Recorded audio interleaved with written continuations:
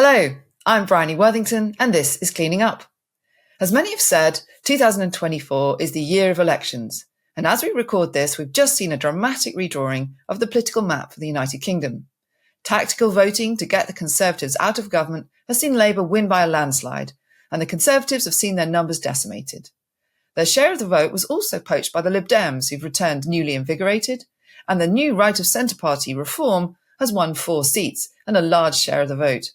The Green Party has also picked up 4 seats, though from a smaller share of the vote, and there's a historically high number of independent MPs. So what does this all mean for climate leadership? In our pre-election episode, we explored the party manifestos with Dr. Simon Evans.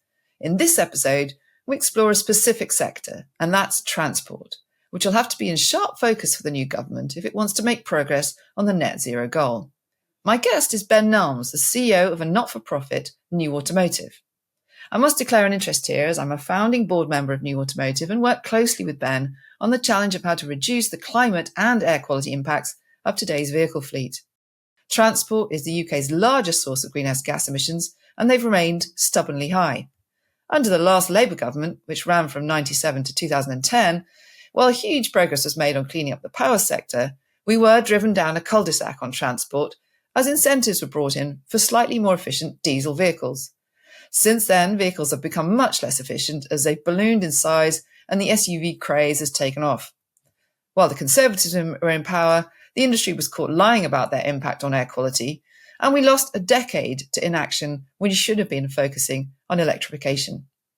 Fast forward to today, and electric vehicles are finally becoming mainstream, but this hasn't stopped a flood of negative stories and political attempts to scare people away from making the switch to better, more cost-efficient vehicles. This topic looks set to be a hot one for the new government. Please welcome Ben Nelmes to Cleaning Up as we dive into some of the details and the politics of the electric vehicle transition in the UK and around the world. Before we get started, if you're enjoying Cleaning Up, please make sure that you like episodes, subscribe on YouTube or your favourite podcast platform, and leave a review. That really helps other people to find us. Please recommend Cleaning Up to your friends and colleagues and sign up for our free newsletter at cleaninguppod.substack.com. That's cleaninguppod.substack.com. Cleaning Up is brought to you by the Lee Brake Foundation, the Gilardini Foundation, and Ecopragma Capital. Hi, Ben. Thanks for joining me on Cleaning Up. I wanted to start the conversation with the first question, which is always, can you introduce yourself in your own words, please, and tell us who you are and what you do? Yeah, certainly, and it's great to be with you. So my name's Ben Nelmes, and I'm the director of New AutoMotive, which is a research organisation based in the UK, which focuses on the clean energy transition, but in the area of road transport.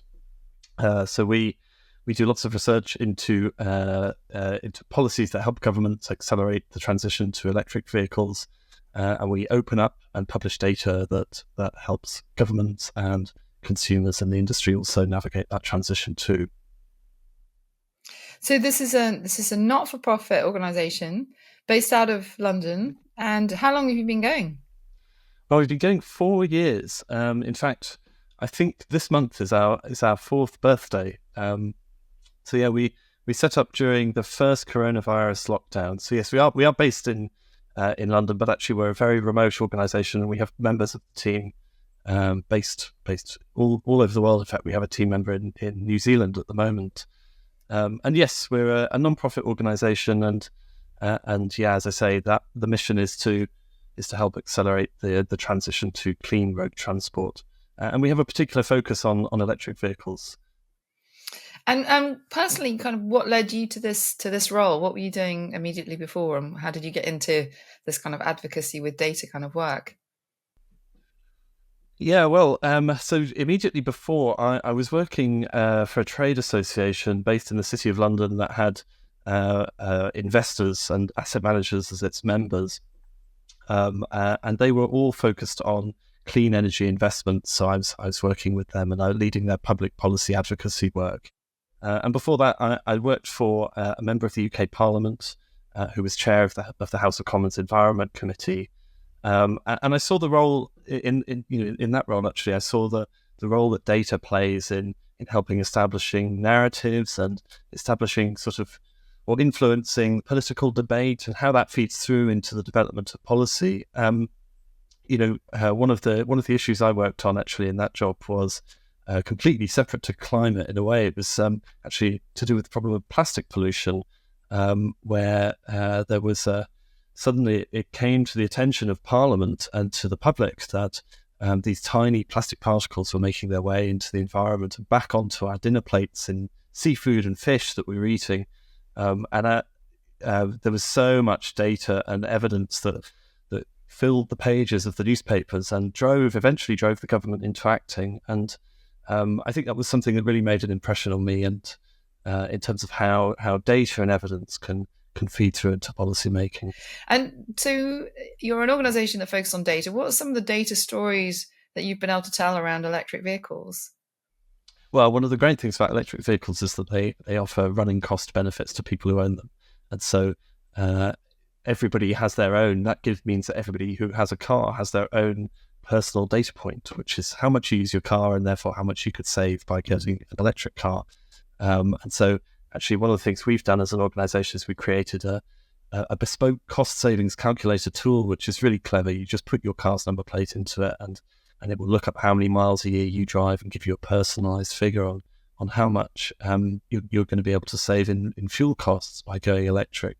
And so I think, it's things like that can actually be really effective in terms of moving people and getting them to think about how a new technology might work for their own personal circumstances. And that example of the running cost being lower, but what about the capital costs up front? I mean, have you done any analysis of the kind of, the purchase price as well? Yeah, no, absolutely. It's something we keep a close eye on.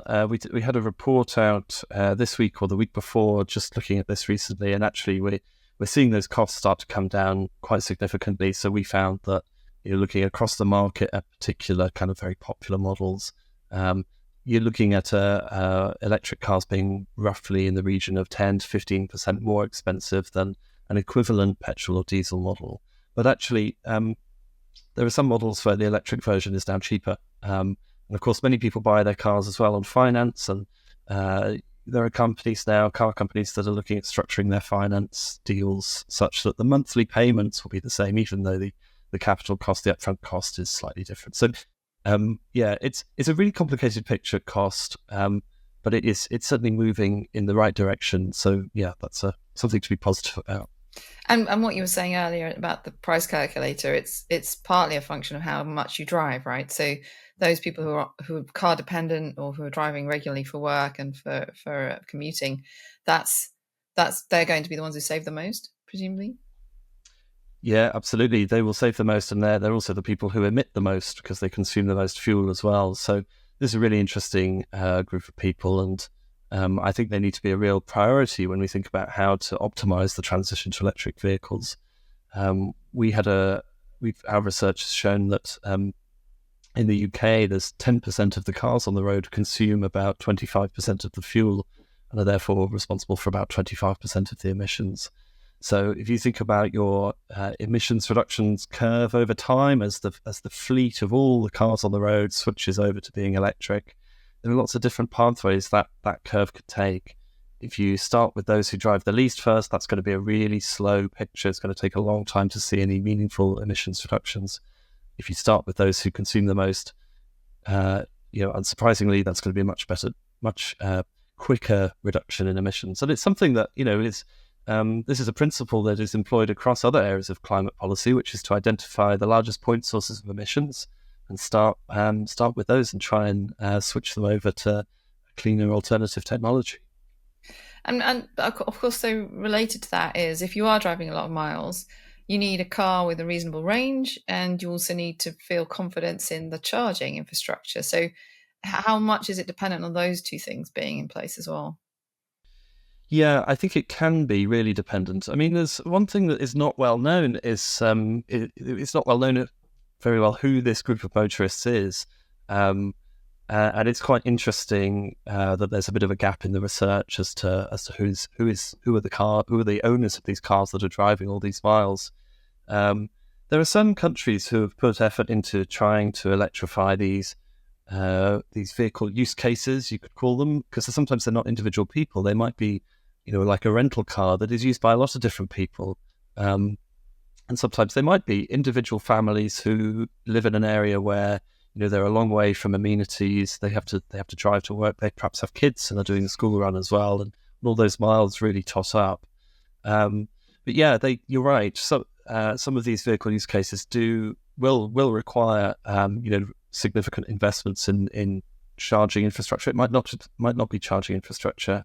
A really interesting example is how the city of Beijing has tackled this. Beijing set itself a really stretching target to electrify its taxi fleets because it recognised that taxis drive a really significant number of miles. I once had a taxi driver in Britain tell me that they do something in the region of 50 to 60,000 miles a year. That's almost 10 times what the average motorist here does. And so Beijing did two things. One is they built rapid chargers all around the ring roads in the city to make sure that drivers could plug in. But they also invested in battery swapping technology that was really quick and also really cheap to go with models of cars that taxi drivers would like. So they've tackled it in a number of different ways. And the last thing, of course, they did is they made sure that at the rapid charge points, the cost of electricity was such that it would always be cheaper than running a fossil-fueled car.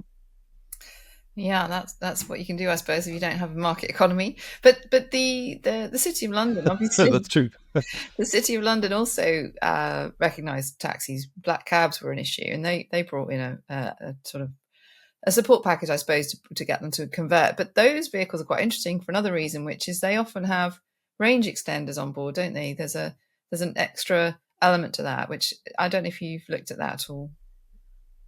Yeah, that's right. They do. They have a little generator in the boot, which you can pull a cord and start up, and it will. It doesn't actually the spinning of the electric engine doesn't push the car forwards, but it will generate electricity that then charges the battery. That's for if you get into a situation. There are some other models of cars that have this, not just the black cabs in London, and it's if you run out of charge, or if you're worried about running out of charge, you may never use them. And in fact, actually, I know some of the black cab drivers have competitions to see who can go the longest without using theirs. Sorry, are they classed as then full electric vehicles still? Or have they got a class of their own? Yes, no, they are. They're classed as zero emissions vehicles, and the fuel type officially, according to the UK authorities, is electric here, and they'll have an official emissions rating of 0, and that's because they don't really have a tailpipe, so to speak. And so the way that the vehicles are rated, they're recognised as just being battery electric, but the source of power is obviously occasionally a little generator that will be fossil fuel powered. I'm just thinking, here I am in California now, and the distances that people drive here, and also the remoteness of some of the locations. I could imagine that a car which had that as a feature, everyone drives pickup trucks, and there are these large vehicles that could accommodate a little generator like that. I'm just wondering if the markets in countries like the US and Australia, where the distance is just so huge, that might not be a necessary development, really. Where I am, everyone's driving a Tesla, but that's Silicon Valley, and that's a very small little bubble, really, even within California, let alone the rest of the United States. So as we think about the Ford F1, which is the most popular car on the planet, I think, isn't it, or something crazy, what will replace that perhaps will require a little bit of modification for a different market. Yes, yeah. I could certainly see it being used if you're doing very, very long drives, as some people do in the United States. Then yeah, I could certainly see this technology being used. If you live in a more built up area, I think it will eventually make less sense once there are rapid chargers available and that are sufficiently high powered as well. I've been caught out by needing a charge point in London when starting a journey with, a hired car that somebody has left with not much charge in it. You go to a rapid charge point and there might be a taxi driver sat on it, or then you go to the next one and you plug in and it's only giving you half the power output that's advertised. But these are all temporary problems that are to do with insufficient infrastructure or lack of cabling or whatever. Once they are sorted, you shouldn't really need technology like range extenders in an area like the UK and the built-up areas of the US. I should imagine they'll be necessary either. But yes, I could see that they would be attractive if you were regularly doing very, very long drives, in Europe or the US. Yeah. So, but taking a step back, we are recording this in the period just before the elections in the UK, and will be airing just after. So I wonder if we can just take a moment to think about the politics of all of this, because the electric car isn't new. It's been around for decades, but it's started to now obviously be seen as a solution for many issues, including climate change, as it goes up the agenda.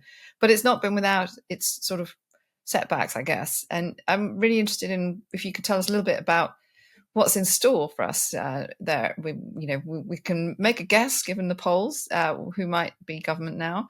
And could you just talk us through what the differences are between the parties on this topic of electrification?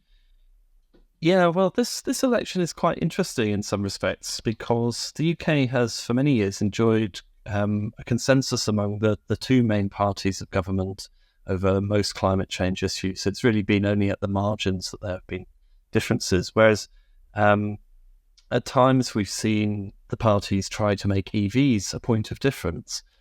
So last year, the current Prime Minister, Rishi Sunak, at the time of recording, perhaps the current Prime Minister, this goes out, maybe not, announced that he was going to delay the date by which the UK would aim to end sales of purely petrol and diesel cars from 2030, which it was, to 2035. And the Labour Party, which was the opposition party, maybe still is the opposition party, was promising to reinstate that position that was in place before the Prime Minister delayed it. But the Conservatives were sticking to this delayed date. So that's quite a clear point of difference. Most of the other main parties, sided with one or two of those positions, with the exception of some of the minor parties. I think the Greens were aiming to bring forward that date to 2027 and also get rid of all fossil fuel cars from the road by 2035. Very, very ambitious. And of course, on the far other extreme, you had a party like Reform UK, which I think actually just pledged to scrap all policies that would have promoted the adoption of EVs. Clearly the UK will be either governed by the Conservative or Labour Party. So we're going to have one or two of those dates. That will be the big impact for electric vehicles.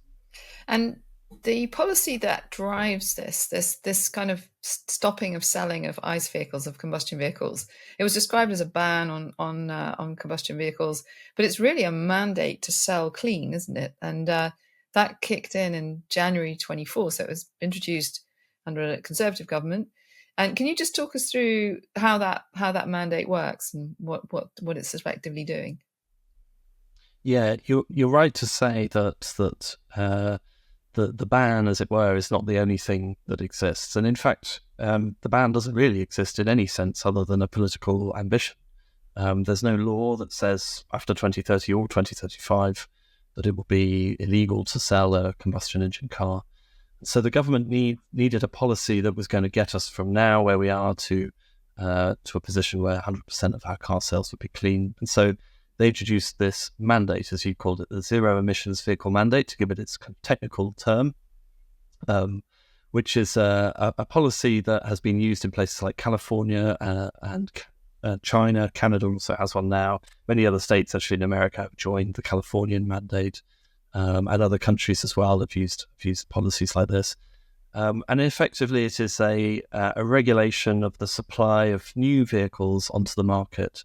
And it sets annual targets in the years leading up to 2030 for car manufacturers to sell a growing share of electric vehicles. So the share of all the cars that they sell that are electric should grow in each year between now and 2030, by which point they should be 80% clean. This policy was consulted on over a period of years, right? And it kind of coincided with your setting up as an organisation. So you had quite a hand in this, as I understand it. And there were also, it applies to vans as well, doesn't it? That's the other element of it. Yeah. No, we mustn't neglect vans. There's a scheme for cars and a scheme for vans, and the van targets are really important because electric van sales are much lower in the UK as in many other markets. And the technology is sort of still developing, so it does need a little bit more support from policy. But yes, we played an important role in this policy. In fact, when we established in 2020, the government was just bringing forward that date to 2030. It's sort of carried around a bit, hasn't it? But yeah, they were just bringing it forward to 2030. And I think one of the things we really wanted the UK government to realise was actually it wasn't sufficient just to have this target, just to have this ban. You needed an enabling policy to get the car companies to go through this transition, to kind of get us actually to that ambition in 2030. So yeah, that was something we really advocated for. So we championed the policy in the media. You know, the media has been full of misinformation about electric cars, and lots of scare stories about the government forcing you to scrap your old car. And a vehicle is a very personal thing. You know, it's one of the biggest financial outlays, biggest purchases that an individual will make. But actually, more important than that, vehicles really matter to people in a way that I think a lot of people don't understand. They're status symbols, so they sort of symbolize your position in society in many ways. One of the most eye-opening things I ever did in this job actually was sitting in on a focus group of people who were going through the process of buying a new car. And, I expected them to talk about cost because that's, just for me, that'd be the thing I would think about. But for other people, they think about all sorts of other things. They think about, the size, the model, the color, the features. So yes, we championed this policy in the media as something that was going to actually promote consumer choice and be a net benefit for consumers because, transport and electric vehicles are actually one of the areas where getting to net zero will save the average consumer quite a lot of money. We also mobilized advocates for the policy as well. So we convened people from the energy industry. So electricity companies obviously stand to benefit from the EV transition.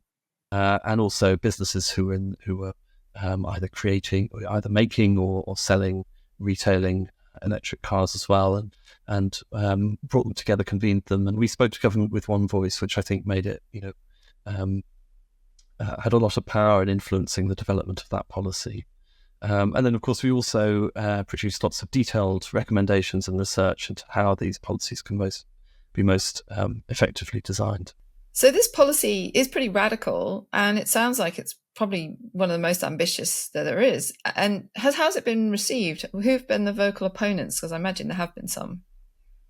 Yes, there have been some vocal opponents.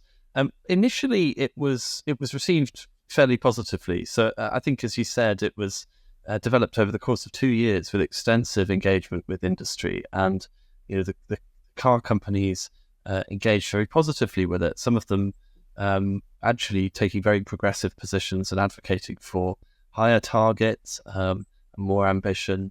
And that wasn't just you can imagine the pure electric car companies would be always in favour of higher targets. But it wasn't just those, it was some of the legacy car companies as well, such as Ford, who were publicly advocating for higher targets.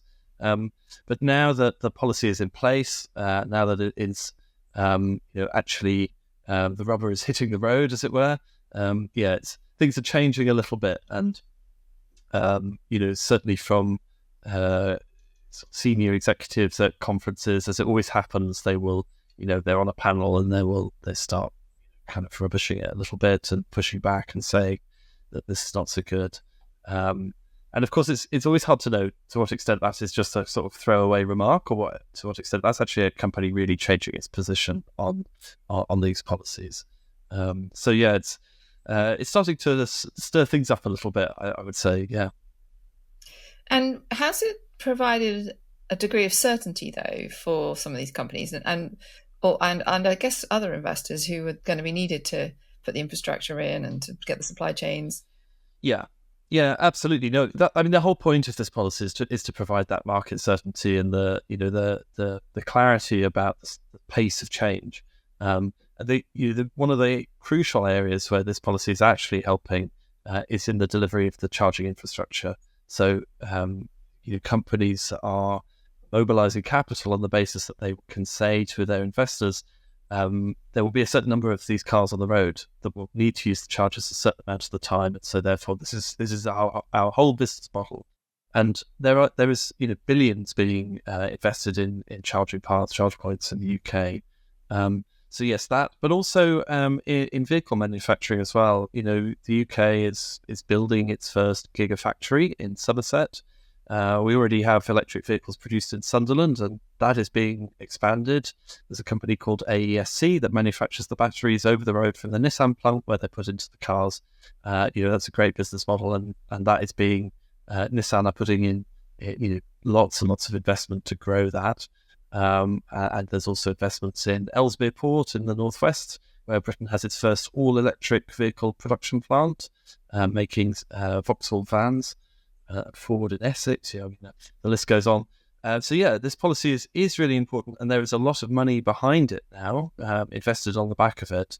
But it is a mixture of carrots and sticks, and the companies that are now facing the sticks because they are lagging behind where their industry peers are getting to in terms of their EV sales, are starting to complain about it.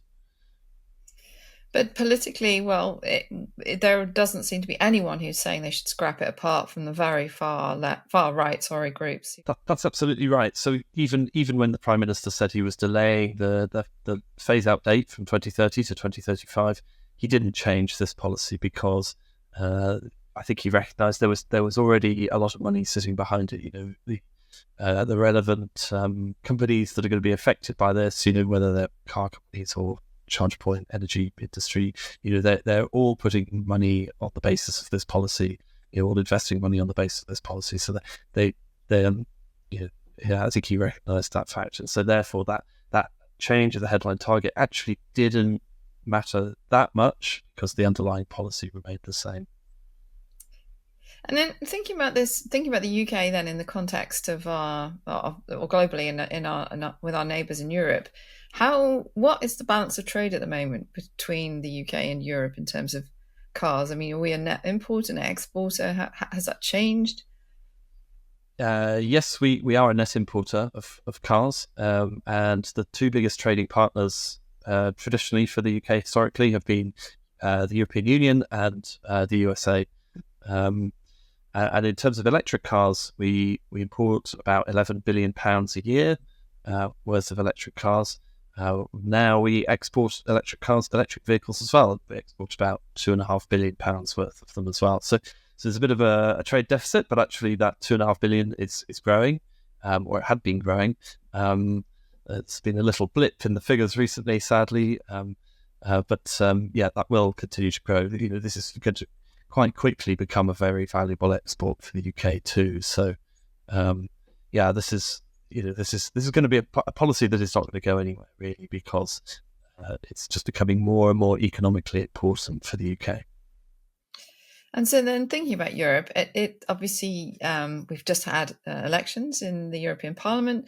There was an expected sort of, I think some people have described it as a backlash against green policies. Others have said it's just more of a shift to the right. But the net effect is that green policies, and specifically car and transport policies, have become quite a contested issue, haven't they? Could you give us a quick update on where we are in relation to Brussels? Yeah, sure. Yeah, certainly. I think cars. When the populists in politics focus on green policies, cars can become the real touch point for these kinds of backlashes. And the centre right grouping in the European Parliament went into this year's European parliamentary elections promising to scrap the 2035 phase out that the EU is committed to for sales of new petrol and diesel cars. So it's quite an extraordinary position. They felt like they had been pulled by the promise of populists, to the right, such that they had to make that commitment. So, fortunately, it being Europe after the elections, there's a lot of negotiation, a lot of horse trading, and it looks like that the 2035 phase out will still stand. Obviously, still on the condition that there is a carve out inserted somewhere down the line in the regulation for synthetic fuels, which was a condition that Germany demanded some time ago. But personally, I don't think that will ever happen myself, because I think the regulations will always be too difficult, too complicated to write. be haggled over for years, and by the time they do end up getting around to defining it, I think the technology will just be out of date. It'll be fortunately, it looks like Europe has ended up in quite a good place on the 2035 commitment. I think that looks like it's still in place. So just to confirm then, elections have happened. What is the status then of who's going to be governing Europe going forward? So Ursula von der Leyen is going to remain as the president of the European Commission.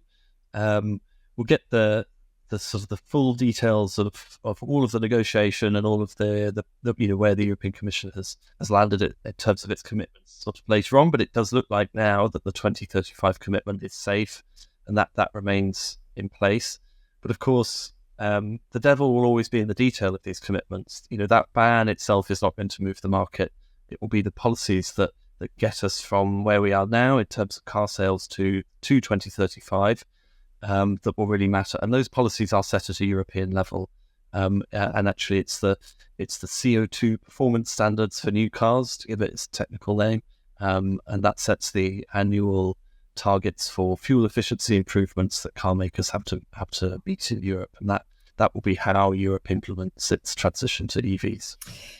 And the threat that the most popular party, the EPP party, was going to ask for that to be scrapped, that's no longer part of their position. That's been walked back from. So that yes, that's no longer part of their position. But of course, there'll be a review of this regulation in a couple of years' time. There are still targets that have to be set in the future. There is a lot to play for over this regulation, certainly, but the kind of initial political danger of there being something lost in the course of those negotiations, that looks to.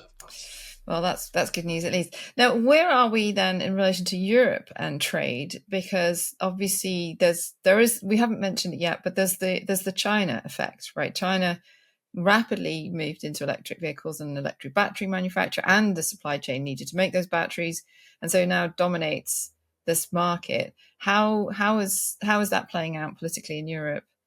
Well, I think it's caused a lot of head scratching in Europe. So I think the car companies are worried that cheap Chinese EVs that are actually really, China is churning out not just lots and cheap EVs, but actually good ones as well that Europeans might want to drive. I think the European car industry is feeling very threatened by that.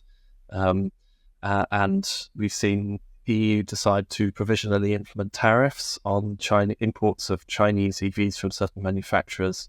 Now, it's quite complicated the way they've chosen to do it, and different manufacturers face a different level of tariff. The important thing here about what Europe is doing that is different to the US, because the US has also gone down this road, and Joe Biden has put 100% tariff on Chinese EVs going to the US. Europe can't do that because their decisional tariffs it's justiciable. They can be taken to court if the tariff is unfairly punitive. So they have to set the amount of tariff relative to what they view to be the amount of subsidy. And so different manufacturers have a different level of tariff. So a manufacturer called SAIC, which many people won't have heard of, but they manufacture cars. They own the MG brand in the UK. It's a very kind of well-known UK brand of car. So they sell a lot of electric cars to Europe. They're going to be hit by the most punitive of the tariffs, and that will be an effective tariff of 50% on imports of their cars. It will also affect Tesla because a lot of Teslas are made in China, even though it's an American company. But Tesla it's likely will have a much lower tariff too. But of course, this is all still to play for because the tariffs have to be agreed by a vote of the European Council. That will take place at some point after the 4th of July. So that could be actually after this podcast goes out. And the German car industry is actually not so happy about these tariffs because they fear the retaliation. They sell a lot of cars into China, and there's been talk that China could put tariffs on other European goods as well.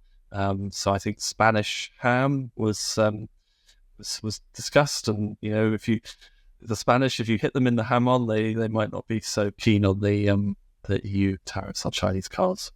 So thank you for that update on where we are in Europe. But you're looking increasingly now globally at the sales of EVs. What highlights have you noticed in the data internationally? Yeah, that's right. We're tracking car sales in key automotive markets. So countries that collectively account for about 80% of global car sales, and we're showing how many of those are electric month by month. So people can go and sign up, and they'll get an update every month, and it's the biggest, most up-to-date free resource to keep a track of this trend. And it's really varied across different parts of the world. So we have parts of Europe and North America where sales are growing, but not perhaps as fast as they could be, particularly when we look at a place like China, which is seeing really extraordinary growth in electric car sales. China accounts for about 65% of global battery electric car sales.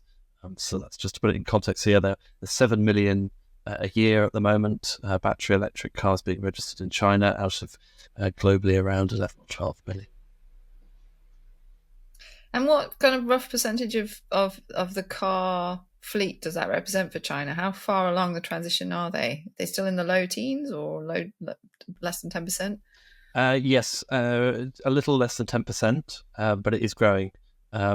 China has growing car ownership. It's still a large part of it is still a developing country or middle income country, and therefore, car ownership is generally growing quite quickly in these places.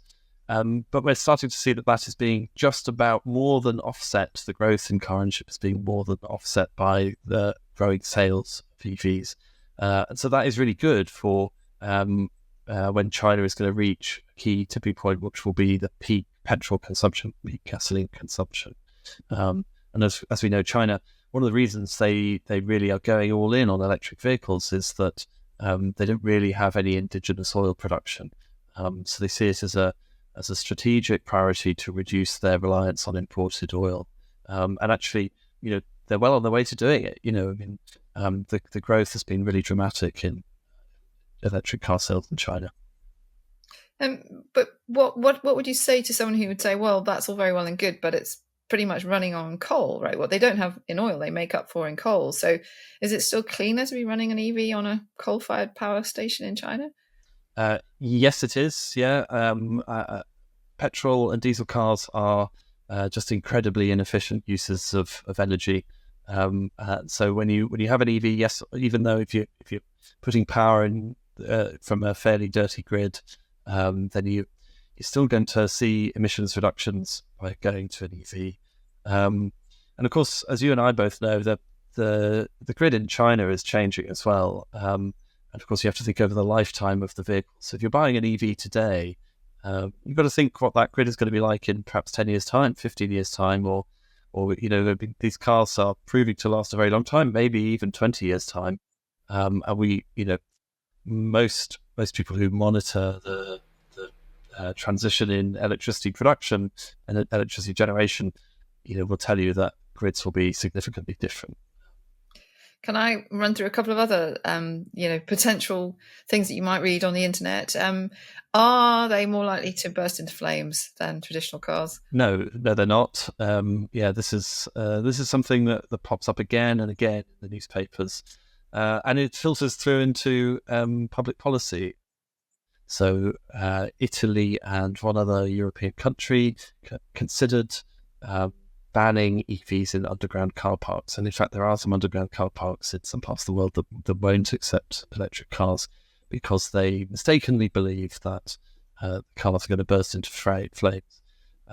There were several Italian fire brigades that conducted exchange programs with fire brigades in Norway to learn how Norway was coping with all of these electric car fires that they must be having because they have had such strong sales of electric cars. And my understanding is that they were very politely but slightly greeted with some bemusement because they just the rates of fires are really, really low. These are really safe cars. And are they so heavy that they're going to cause multi-storey car parks to collapse? No, they're not. EVs are on average a bit heavier than your typical petrol or diesel car, but actually all cars have been getting heavier in recent years, and there are plenty of very, very heavy SUVs that you can buy that are petrol or diesel that are gas guzzlers. And car parks and bridges are, they're built to withstand the weight of very heavy vehicles going in them. Engineers have thought about this and they've planned for it. the vehicles are not so dramatically heavier that they're going to cause problems in this area. What about increased wear and tear on roads and tyres and brakes causing huge amounts of air pollution? Is that an issue that's associated with EVs? Well, let's take those in turn. So roads, no, it's not an issue. I mean, road wear is caused by the very heaviest of vehicles that disproportionately contribute to that. So that's things like HGVs and buses. It's not cars, and again, EVs, just because they're a little bit heavier, they're not going to make a bigger contribution to road wear. So the next one was brakes. Well, electric cars tend to, in fact, I think all new electric cars these days, I don't know of a model that comes without regenerative brakes. So these are brakes that take the momentum back out of the car through a device that then returns power back to the battery and charges it back up. That's one of the things that makes them so efficient, so well designed in terms of how they use energy. So you don't get significant brake wear. You hear stories of EV owners who go for miles and miles and then think, goodness, I've never changed the brake pads on my car, and they look at them and they're barely pitted at all, and that's because they're just very seldom used. Lastly, tyre wear. Now, tyre wear is an interesting one because I think there is still a bit of a lack of evidence around the impact that the very ultrafine plastic particles have on people. You are going to find that driving a heavier car is going to wear out its tyres more quickly. It's going to produce more of these ultrafine particles. I think, another thing is that there may be technological solutions to this problem. There are people who have built devices that use electrostatic technology to gather in the particles as they wear out from the tyres. So you could fit those onto the car, perhaps. There are tyres that could be made from different substances. I think there's a lot of work going on in that department as well. And lastly, also, we should just remember, as I say, the thing that is really, really bad is the carbonaceous particulate matter. That is the stuff that is proven to be carcinogenic. You breathe that stuff into your lungs. It's really nasty stuff. That is the stuff that we really want to get, and it comes from the exhaust pipe, not the tyre. Okay, thank you. Right.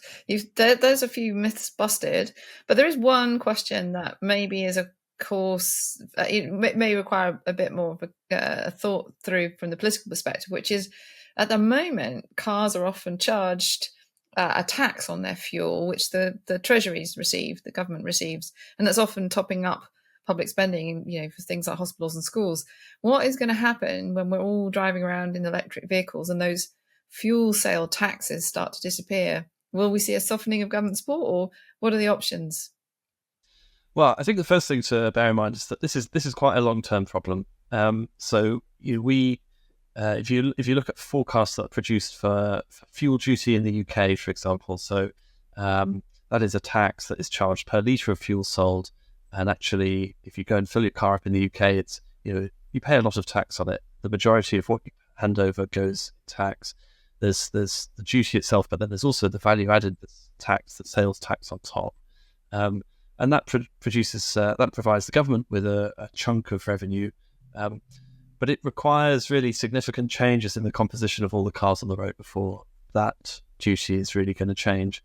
And so the incoming government in the UK, if there is a change of government, they are not going to really see a change in that revenue over the course of this first parliament, this first 5 years. According to the forecast from the Office for Budget Responsibility. So that's the first thing just to remember, is that this is not going to vanish overnight.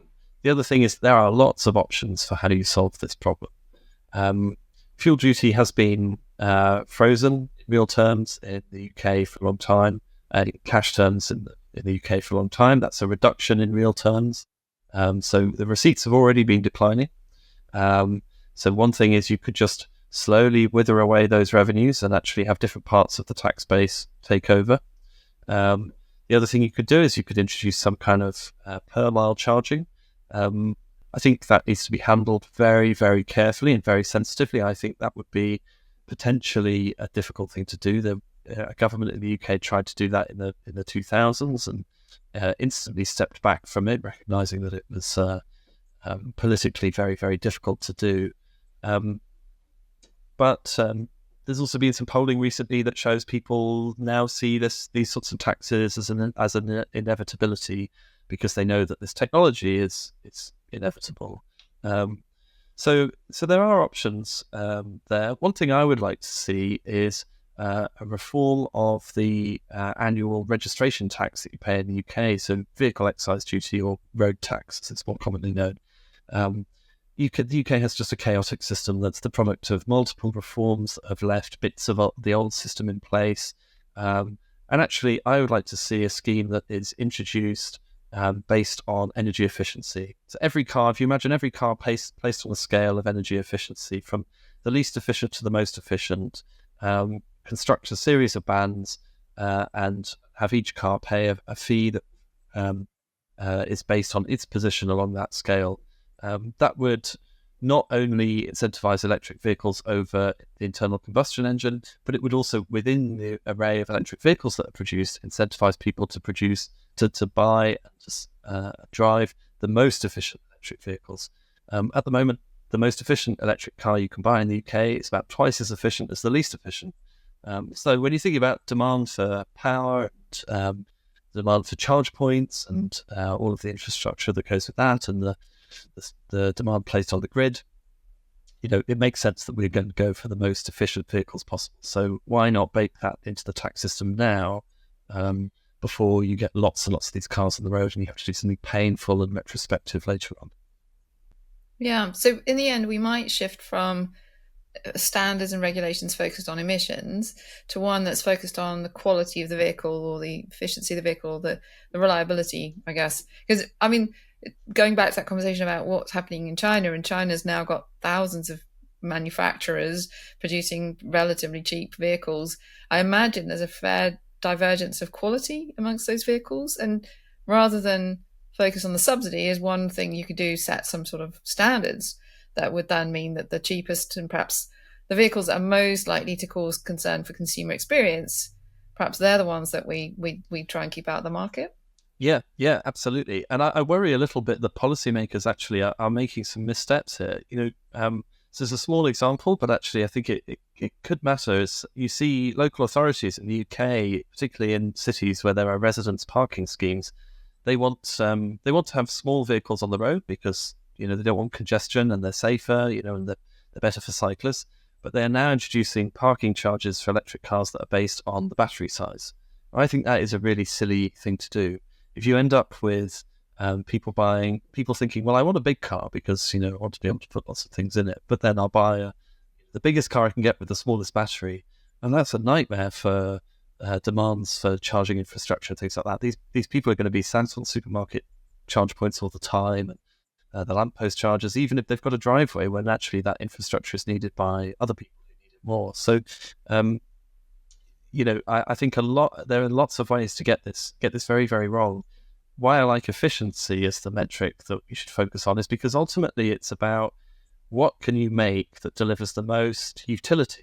It's about the miles that you're going to travel, which is the thing that we want a car to do for the least amount of input of the world's resources. And that just seems like a really, really sensible principle to base your policy on. And that combined with getting it into the hands of the people who use them the most, because then you're going to get more savings in the short term than if you give it to someone who's just using it as a runabout every fortnight and not putting any miles on the clock. Yeah. Where that valuable resource of all the lithium, cobalt, whatever else, and copper is just sitting on a parkway, not helping in terms of reducing emissions. Yeah, exactly. Just thinking then, if the future is electric, what are the implications for the grid? Because obviously one of the other things I didn't ask you in the myth busting session was the grid can't cope. There aren't enough electrons for all of this. But so how does this integrate with the other challenge, which is getting the electricity that we use to be fully clean? Yeah, well, so EVs are a significant source of new electricity demand. And so it would seem to follow from that they should be a problem for the grid. Actually, as the grid is going through this transition towards more zero carbon sources, EVs can actually be really helpful. It's characteristic of a lot of renewables that they are intermittent. So we have this mismatch between when they're going to be putting out lots of power and when people actually want the power. Of course, EVs, they have a power storage facility. You charge them up, and then that's when you then use the power. So, and you can choose when to charge. You're not going to need to be charging them all the time. So through things like smart charging, and the UK actually is a bit of a leader in this area, and there are tariffs available for EV owners now. If they have a smart charger and a vehicle to grid capable EV, they can get actually free power because they sign up to agree to provide capacity back to the grid when it's necessary.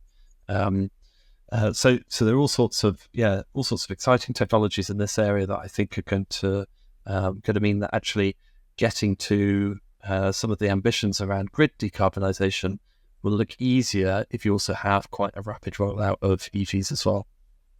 Yeah. I mean, and this is particularly interesting, I would have thought, in the UK context in Scotland, where you have an awful lot of clean electricity, far too much at times when the wind is blowing.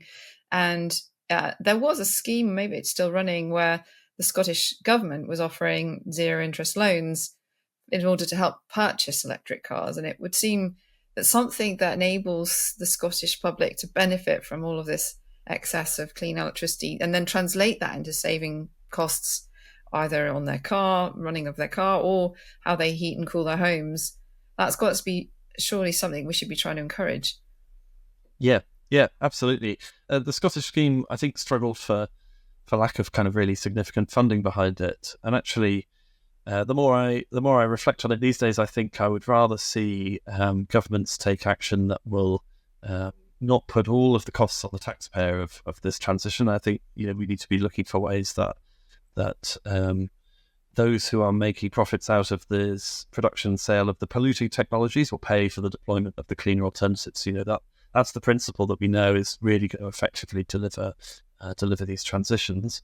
But yeah, I think if you're in a part of the world where you've got abundant clean power, one of the best things you can do from in terms of delivering financial benefit to your people, to your population, but also in terms of decarbonisation is electrified transport.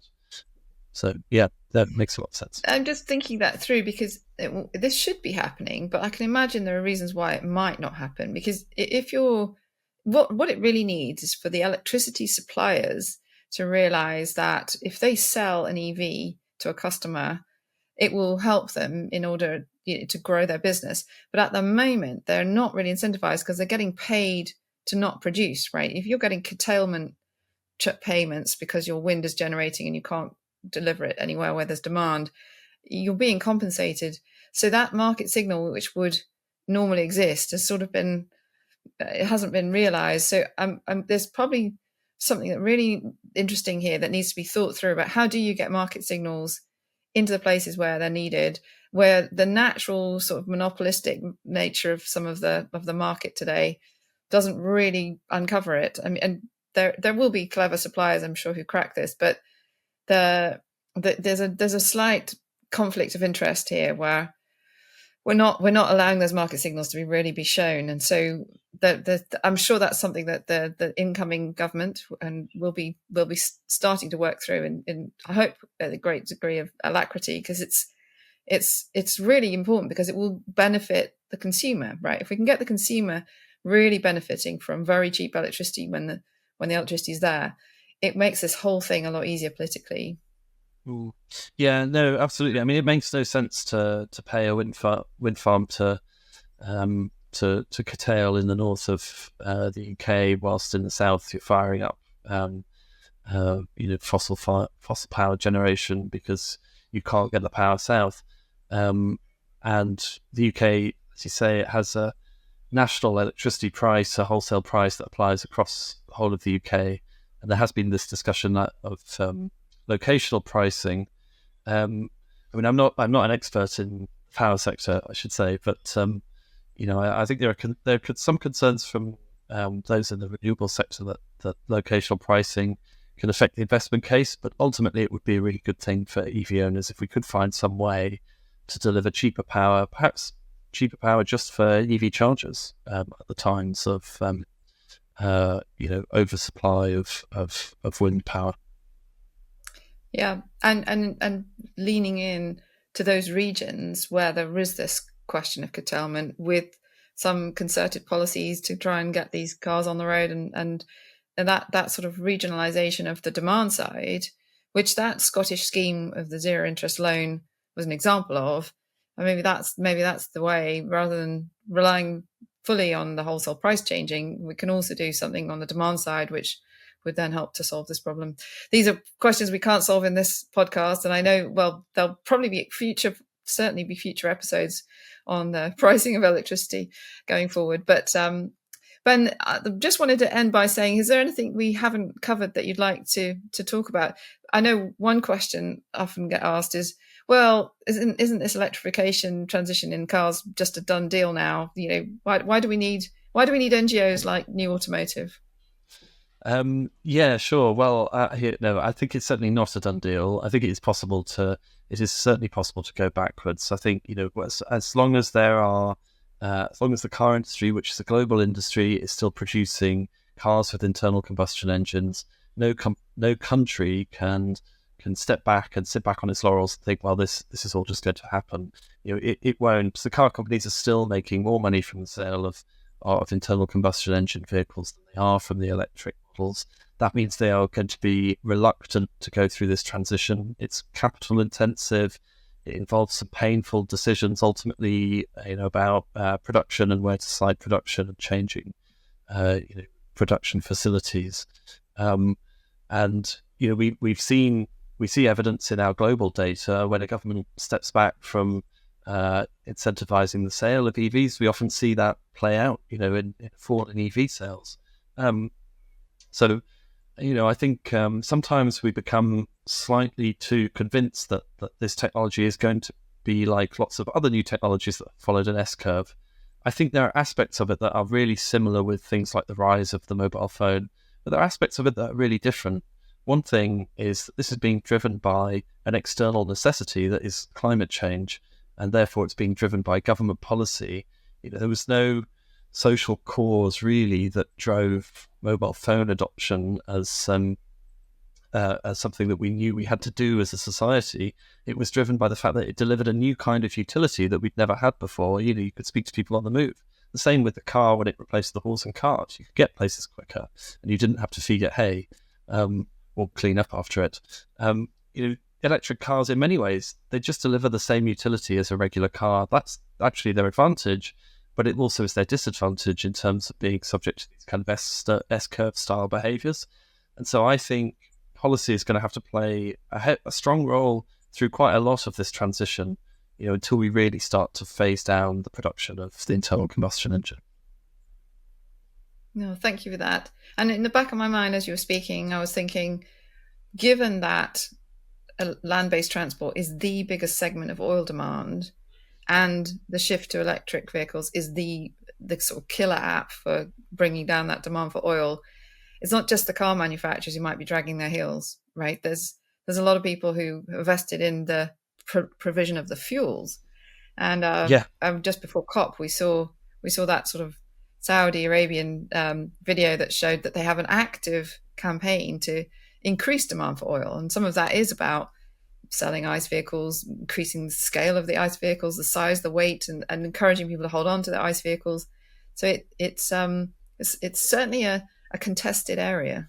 It absolutely is a contested area. I mean, the market left to its own devices is not really necessarily always free to choose the best technology. And there are lots of people's hands that weigh on the scales, and lots of, as you say, lots of industries with very, very big revenues that are dependent on the technology that we are moving away from. And they will defend their bottom line. That's kind of what a company exists to do, isn't it? So, yeah, definitely. Thank you, Ben. It definitely feels like this is a topic where the politics is still in flux. I look forward to learning more from you as you carry on monitoring this transition. And thanks for joining us on Cleaning Up. Well, thanks for having me, Bryony. It's been a pleasure. So that was Ben Nelmes, CEO of New AutoMotive. As always, we'll put links in the show notes to the various data tools and reports we mentioned. And my thanks go to Oscar Boyd, our producer, and Jamie Oliver, our editor. And also thanks to you for listening. Cleaning Up is brought to you by the Liebrecht Foundation, Gilardini Foundation, and Ecopragma Capital.